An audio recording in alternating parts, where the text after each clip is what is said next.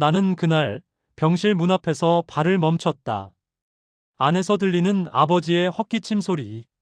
손에 든 편지는 땀으로 젖어 있었다. 50년 만에 꺼내려던 그 말. 하지만 문고리를 잡은 손은 끝내 돌아가지 않았다.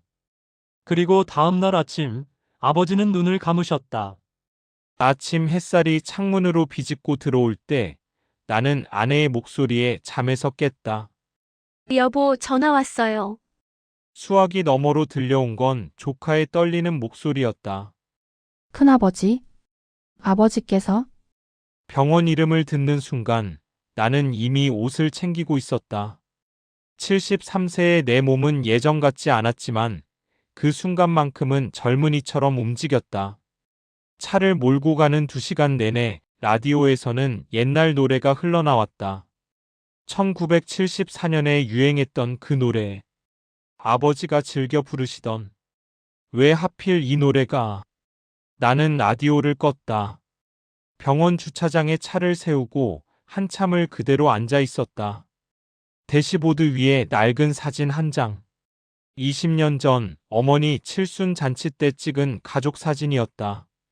그때도 아버지는 저렇게 무표정하셨지. 형님, 이제 들어가셔야죠. 동생이 조수석 문을 두드렸다. 그래. 중환자실 앞 대기실에는 이미 온 가족이 모여 있었다. 조카들, 사촌들, 그리고 멀리 미국에서 날아온 막내 동생까지. 모두들 눈이 빨갛게 충혈되어 있었다. 큰형님, 아버지께서 큰아버지를 찾으세요. 조카의 말에 모두의 시선이 내게 쏠렸다. 나를? 왜? 우리 아버지는 평생 나를 찾지 않으셨다. 정확히는 찾아도 별 말씀이 없으셨다. 그래 알았다 가거라 그게 전부였다. 의사 선생님이 시간이 얼마 안 남았다고.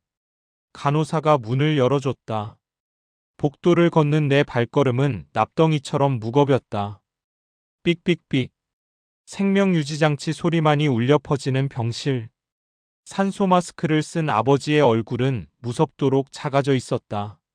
아버지. 내 목소리에 아버지의 눈꺼풀이 미세하게 떨렸다. 천천히 눈을 뜨신 아버지는 나를 보셨다. 그리고는 힘없이 손을 들어 올리셨다.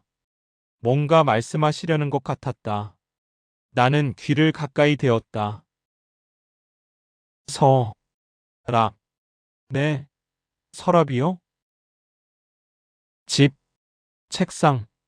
아버지의 손이 떨어졌다. 의사가 황급히 들어왔다. 보호자분, 잠시 나가 계셔야겠습니다. 복도로 나온 나는 벽에 기댄 채 주저. 집 책상 서랍? 그게 무슨 말씀이신가? 동생이 다가와 내 어깨를 두드렸다. 형, 괜찮아? 서랍이래. 집 책상 서랍. 무슨 서랍? 나도 몰랐다. 하지만 뭔가 중요한 것 같았다. 아버지는 평생 한 번도 나에게 부탁이나 지시를 한 적이 없으셨다. 그런 분이 마지막 순간에 내가 다녀올게. 너는 여기 있어. 형, 지금은 금방 올게. 나는 다시 차에 올랐다. 아버지 댁까지는 30분 거리. 신호등마다 멈출 때마다 조바심이 났다. 아버지 댁은 조용했다. 40년을 사신 낡은 2층 단독주택. 현관문을 열자 익숙한 간장 냄새가 났다. 어머니가 돌아가신 후에도 아버지는 혼자 이 집을 지키셨다. 거실을 지나 아버지의 서재로 향했다. 이 방에 들어오는 건 정말 오랜만이었다. 어렸을 때도 함부로 들어올 수 없는 곳이었다.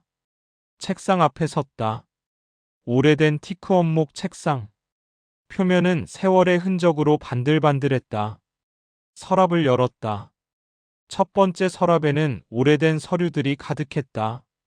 등기부등본, 보험증서, 통장. 두 번째 서랍. 안경, 볼펜, 오래된 회중시계. 세 번째 서랍을 열었을 때 나는 숨이 멎었다. 노란 봉투 하나. 그리고 그 위에 쓰인 글씨. 큰아들에게 내 손이 떨렸다. 봉투를 집어들었다. 무게감이 느껴졌다. 안에 뭔가 들어 있었다. 봉투를 열자 편지 한 장과 낡은 사진 몇 장이 나왔다. 사진들을 보는 순간 나는 그 자리에 주저앉았다. 1974년. 내가 24살 때 찍은 사진이었다. 대학교 졸업식 날. 하지만 나는 이 사진이 존재하는 줄도 몰랐다. 사진 속 나는 웃고 있었다. 그리고 내 옆에는 미선이가 있었다. 김미선. 내 첫사랑. 아니, 유일한 사랑이었던 그 여자. 다른 사진들도 꺼냈다. 미선이와 내가 공원을 걷는 사진. 카페에서 마주 앉은 사진. 모두 누군가 멀리서 찍은 것 같았다. 마지막 사진 한 장. 미선이 혼자 찍힌 사진이었는데 뒷면에 글씨가 있었다. 1974년 7월 15일. 서울역. 그날. 미선이가 떠나던 날. 손이 떨려 편지를 펼칠 수가 없었다. 한참을 그렇게 있다가 천천히 펼쳤다. 큰아들에게 이 편지를 읽고 있다면 아마 나는 이미 없을 것이다. 미안하다는 말을 먼저 해야겠구나. 1974년 여름 너는 매일 밤 늦게 들어왔다. 행복한 얼굴로.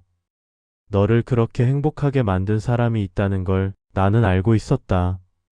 김미선이라는 여자. 내 심장이 쿵쾅거렸다. 아버지가 알고 계셨다고? 나는 너를 미행했다. 아버지가 아들을 미행한다는 게 우스웠지만 너를 지켜보고 싶었다.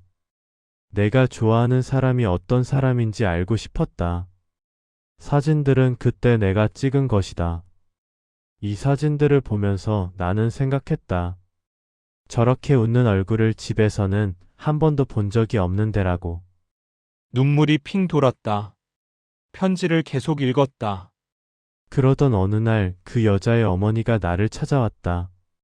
작은 공장에서 재봉 일을 하는 분이었다. 사장님, 제발 부탁입니다.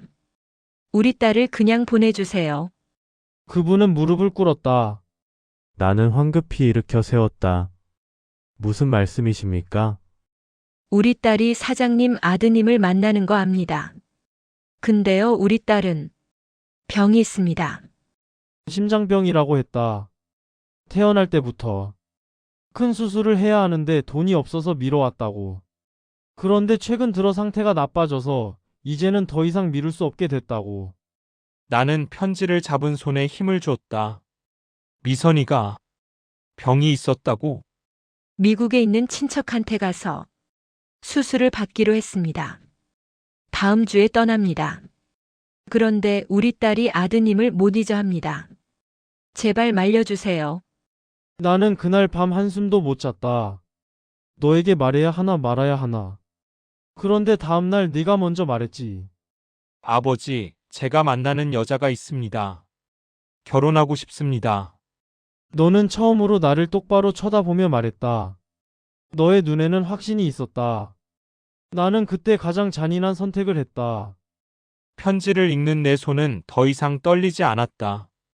그저 얼어붙었다. 안 된다. 나는 너에게 그렇게 말했다. 이유는 되지 않았다. 그저 안 된다고만 했다. 왜요? 아버지, 왜 안 되는지 이유라도 말씀해 주세요. 너는 처음으로 나에게 소리쳤다. 하지만 나는 대답하지 않았다. 이유를 말하면 너는 그 여자를 따라갈 게 분명했다. 학교도 포기하고 가족도 버리고 그 여자와 미국으로 가서 고생할 게 뻔했다. 나는 차라리 네가 나를 미워하는 편이 낫다고 생각했다. 나는 그날을 기억한다. 너무나 선명하게. 1974년 7월 10일. 나는 아버지 서재로 불려갔다. 아버지, 제가 만나는 여자가 있습니다. 나는 떨리는 목소리로 말했다. 평생 아버지에게 부탁이라는 걸 해본 적 없었다. 하지만 미선이를 위해서라면. 안 된다. 아버지는 신문을 내려놓지도 않으시고 말씀하셨다. 왜요? 아버지. 너는 이 집 장남이다. 이미 정해진 사람이 있다. 정해진 사람이요? 저는 그런 거 모릅니다. 모르는 게 내 문제다. 아버지의 목소리는 차갑했다. 나는 그때 처음으로 아버지에게 대들었다. 아버지는 제 인생을 망치고 싶으신 겁니까? 인생을 망치는 건 네가 하는 거다. 철없이 굴지 마라. 나는 그날 집을 뛰쳐나갔다. 미선이에게 달려갔다. 그녀는 작은 원룸에서 혼자 살고 있었다. 미선아, 우리 그냥 도망가자. 뭐라고? 결혼하자. 지금 당장. 미선이의 얼굴이 창백해졌다. 오빠. 나. 뭐, 무슨 말이든 해봐.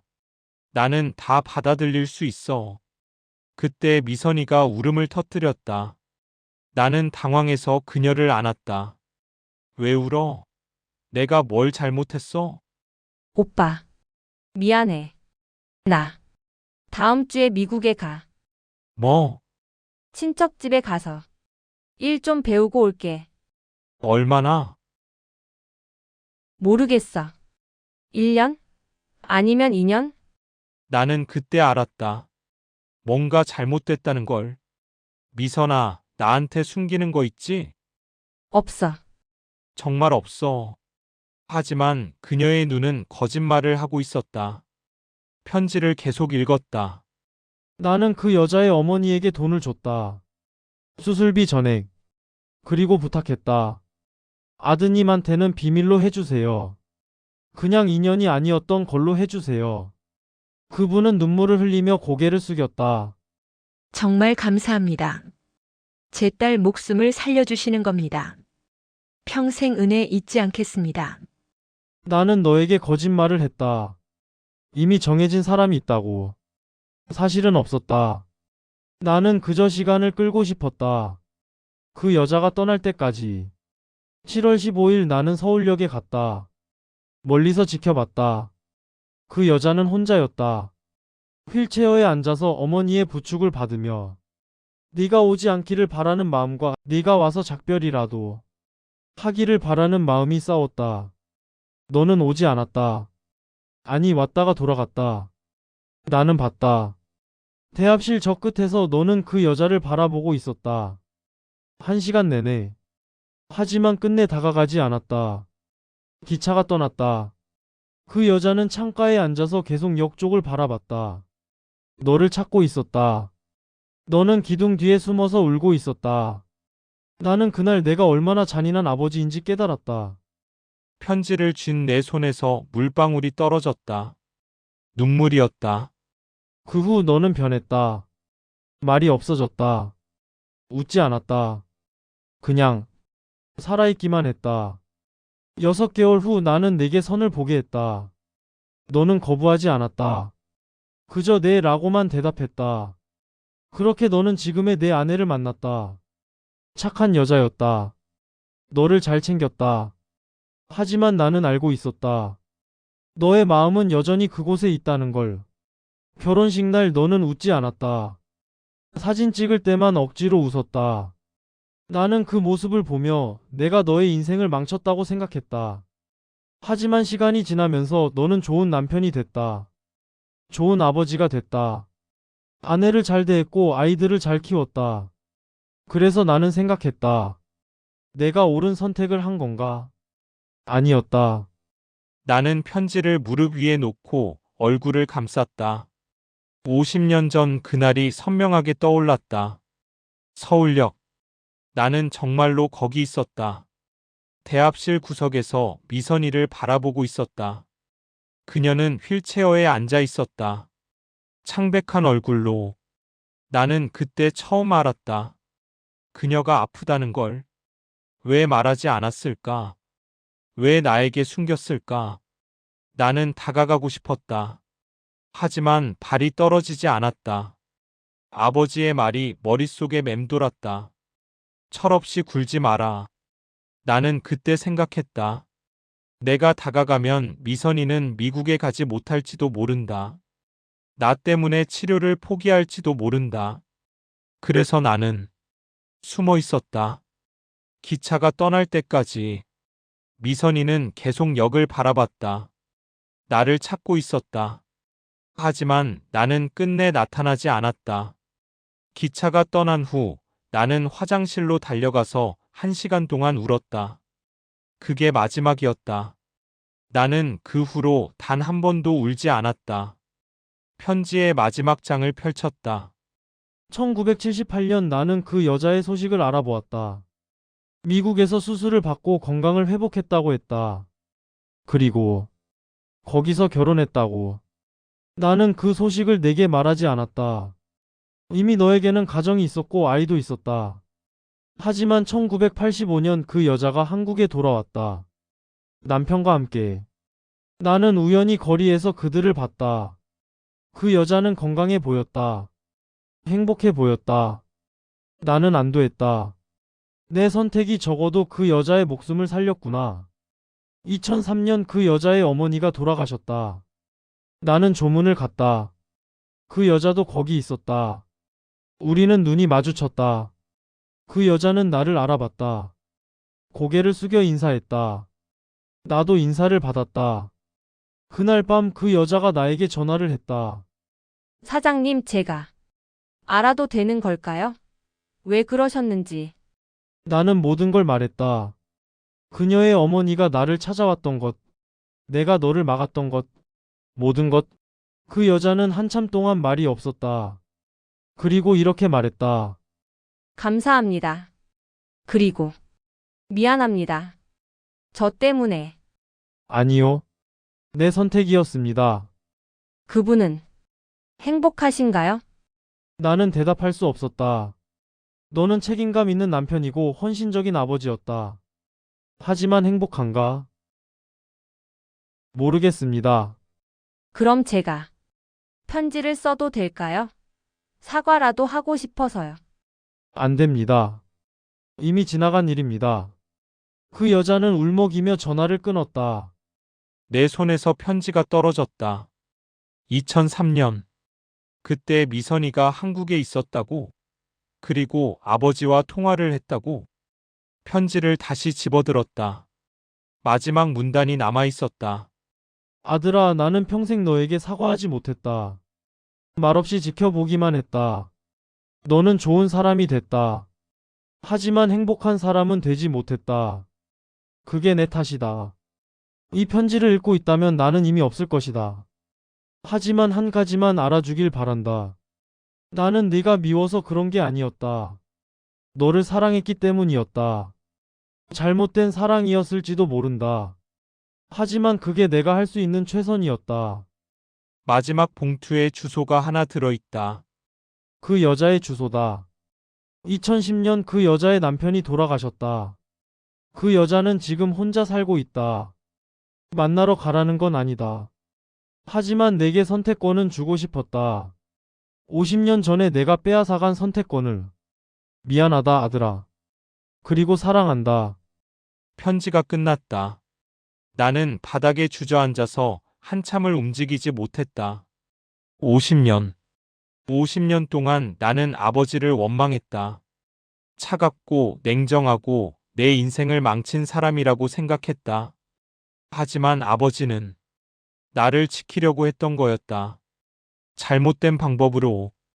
하지만 아버지가 생각하기에는 최선의 방법으로. 봉투 안에서 작은 종이 한 장이 더 나왔다. 주소가 적혀 있었다. 서울시 강서구. 미선이의 주소. 내 손은 또다시 떨리기 시작했다. 휴대폰이 울렸다.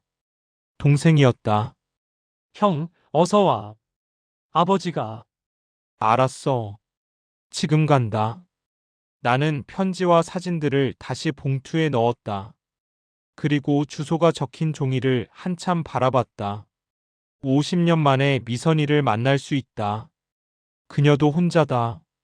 나도. 아내가 5년 전에 떠났다. 만나면 뭐라고 말해야 할까? 미안해? 보고 싶었어? 사랑했어? 아니면 나는 종이를 주머니에 넣고 일어났다. 서재를 나와 거실로 갔다. 벽에 걸린 가족 사진들이 눈에 들어왔다. 내 결혼식 사진, 아이들이 태어났을 때 사진, 아내와 함께 찍은 여행 사진들. 나는 불행한 삶을 살았을까? 아니었다. 아내는 나를 사랑했다. 비록 내가 그녀를 미선이만큼 사랑하지는 못했지만 나는 그녀에게 최선을 다했다. 아이들도 잘 키웠다. 손주들도 예쁘게 자라고 있다. 만약 그때 미선이를 따라 미국에 갔다면 수술이 실패했을 수도 있다. 미선이를 잃었을 수도 있다. 아니면 성공했다 해도 낯선 땅에서 고생하며 살았을 것이다. 그리고 지금의 내 가족은 존재하지 않았을 것이다. 병원으로 돌아가는 차 안에서 나는 계속 생각했다. 아버지는 잘못하신 걸까? 나는 여전히 모르겠다. 다만 한 가지는 확실했다. 아버지는 나를 사랑하셨다. 서툴게, 불완전하게, 하지만 진심으로. 병원에 도착했을 때 가족들이 모두 울고 있었다. 형님, 아버지께서 아버지는 이미 눈을 감으셨다. 평화로운 얼굴이었다. 나는 아버지의 손을 잡았다. 차가웠다. 아버지. 그때 아버지의 손에서 뭔가 느껴졌다. 손바닥에 종이 한 장이 쥐어져 있었다. 간호사가 조심스럽게 펴주었다. 글씨가 삐뚤삐게 소고후 610줄하게 쓰여 있었다. 아버지의 마지막 글씨. 미안하다. 세 글자. 나는 그 종이를 가슴에 안고 처음으로 울었다. 50년 만에. 장례식은 조용히 치러졌다. 많은 사람들이 찾아와 조문했다. 3일장을 치르는 동안 나는 계속 생각했다. 주머니 속 주소를. 장례식이 끝난 날 밤 나는 결정했다. 다음 날 아침 나는 그 주소로 향했다. 오래된 아파트 단지 5층. 문패에는 김미선이라고 쓰여 있었다. 초인종을 누르려다가 손을 멈췄다. 50년 만의 재회. 우리는 서로에게 무슨 말을 해야 할까? 그때 엘리베이터 문이 열리고 한 여자가 나왔다. 흰머리에 주름진 얼굴. 하지만 눈매는 여전했다. 미선이었다. 그녀도 나를 봤다. 걸음을 멈췄다. 우리는 그렇게 복도에서 마주섰다. 오빠, 50년 만에 듣는 그 목소리. 나는 고개를 끄덕였다. 응. 우리는 한참을 그렇게 서 있었다. 누구도 먼저 다가가지 않았다. 그리고 나는 깨달았다. 끝내 꺼내지 못한 한 문장. 그건 사랑해도 아니고 미안해도 아니었다. 잘 살았어? 내가 먼저 물었다. 미선이가 미소 지었다. 눈가에 주름이 잡혔다. 응, 오빠는? 나도. 그게 전부였다. 우리는 커피숍에서 2시간을 이야기했다. 지난 50년에 대해, 각자의 삶에 대해. 그녀는 행복했다고 했다. 남편이 좋은 사람이었고, 아이들도 잘 컸고, 손주들도 예쁘다고. 나도 그렇다고 말했다. 우리는 거짓말을 하지 않았다. 정말로 그랬다. 헤어지면서 미선이가 말했다. 다시 만날 수 있을까? 나는 고개를 저었다. 아니, 이게 좋을 것 같아. 왜? 우리는 이미 각자의 삶을 살았어. 그걸로 충분해.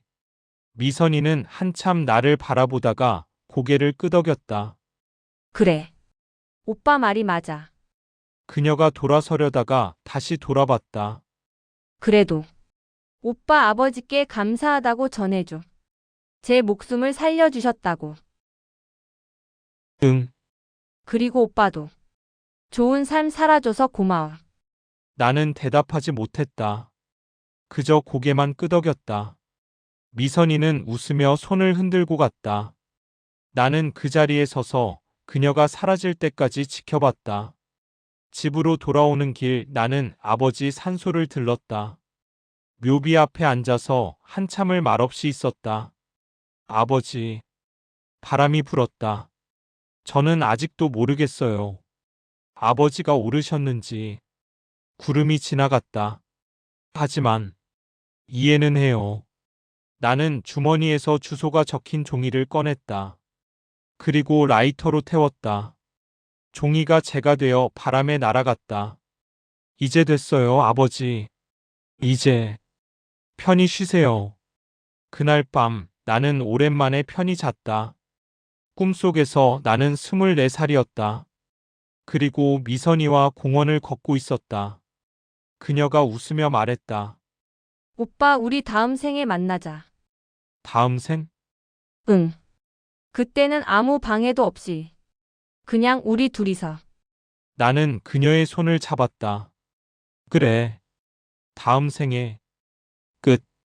이야기가 끝날 때쯤 당신의 마음도 달라질지 모릅니다. 구독과 좋아요는 이런 이야기를 계속 전할 힘이 됩니다.